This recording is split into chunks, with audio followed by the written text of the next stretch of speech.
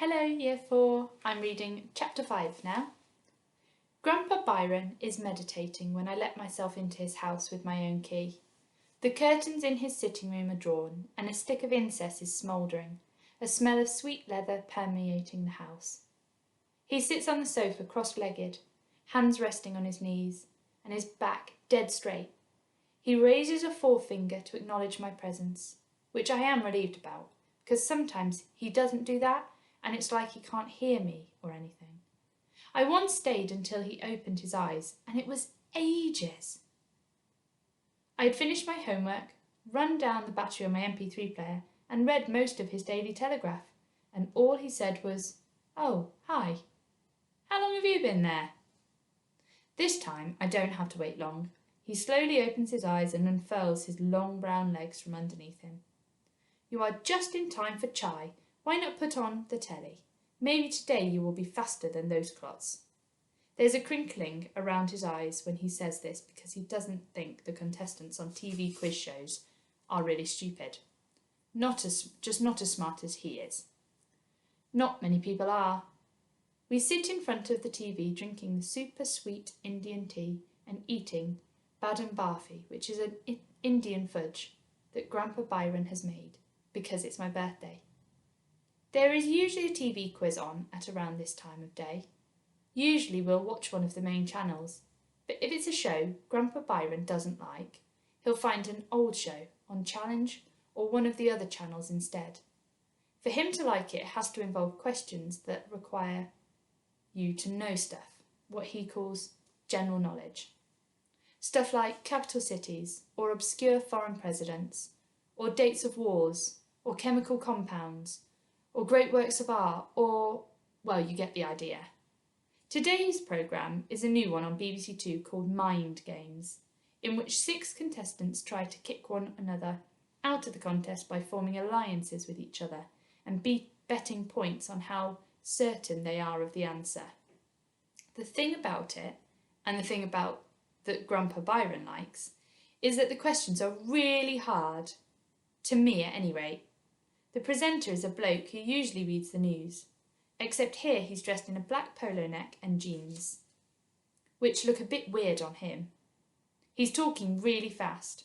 "All right, Darren, you've teamed up with Celia. Let's see how you get on. Together, can you eliminate Adhanan from the competition and get yourselves closer to the big prize? 3 questions on popular music coming up. You have 30 seconds starting from now.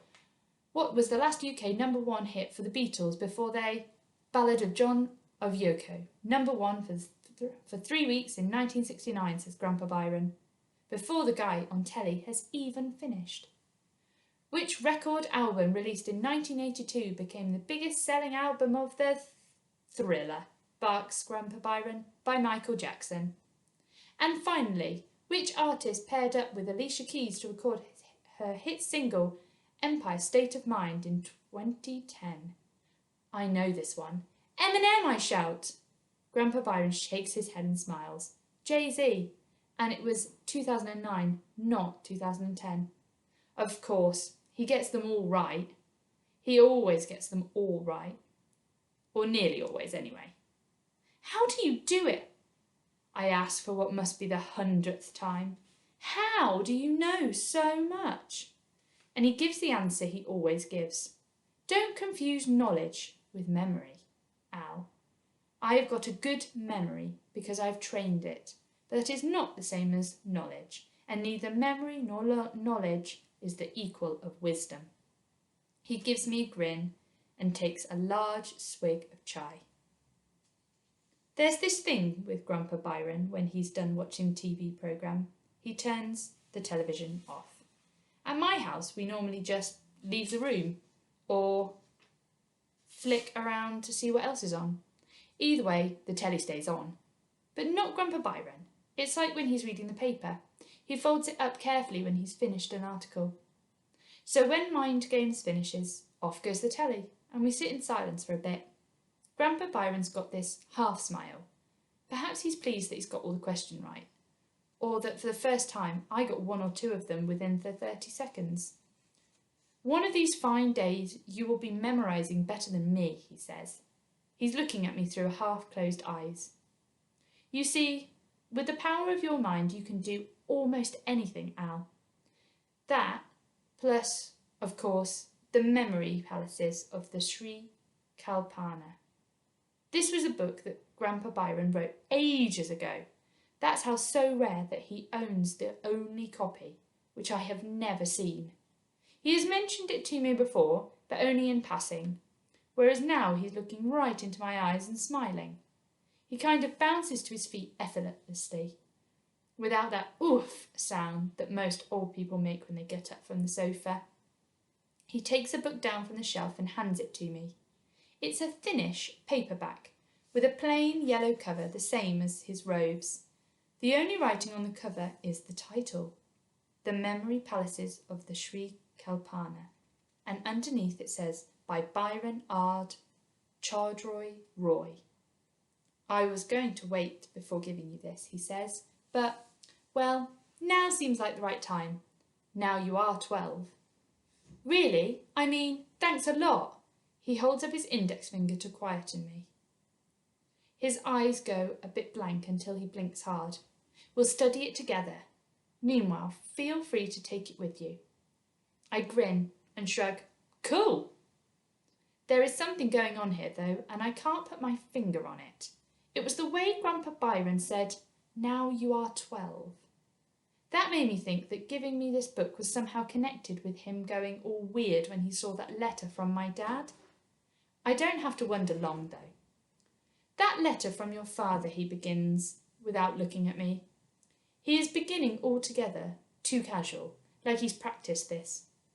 I just nod and wait till he sits down opposite me and looks at me intently. Your father and we had some disagreements over the work he was doing. Over his work? Not his job, but some research he was undertaking in his spare time. He told me about it and, well, I didn't really approve. What was it? Remember, at this stage, I have no idea about my dad and the time travel. Instead of answering directly, Grandpa Byron reaches over and takes the book from my hands. Life, Al, is such a wonderful gift that we should open our minds to every possible moment and cherish the memory of those moments.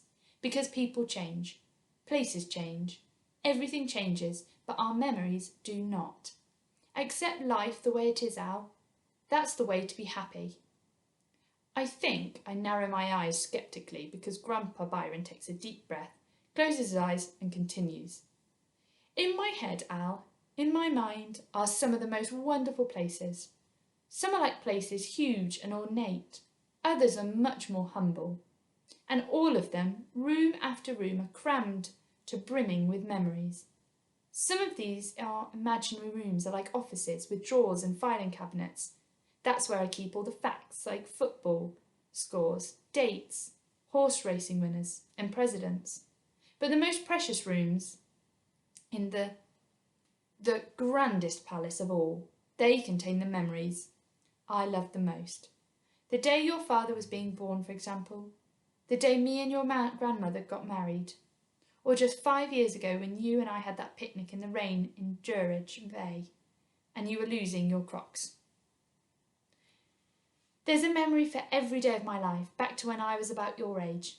I can revisit these rooms whenever I like, take out the memories, relive them, spit and polish them up, then put them back in for another time. I am going there at any time I like. Is that what you do when you meditate? Aye, usually, anyhow. Keeping my memory palaces clean and tidy. They can get a bit cluttered, you know, just like real rooms. Memories can go astray or get a bit faded. And I'm liking to keep everything shipshape and Bristol fashion. And what's that got to do with Dad's letter? Grandpa Byron opens his eyes and looks at me as if he'd forgotten about it. Eventually he says, I'm not sure. It might not have anything to do with it. But read my book anyway. Well, if you want to, that is. Well, of course I want to, but what I want more is to understand why he is telling me all of this now. Hope you enjoyed that today and see you soon. Bye.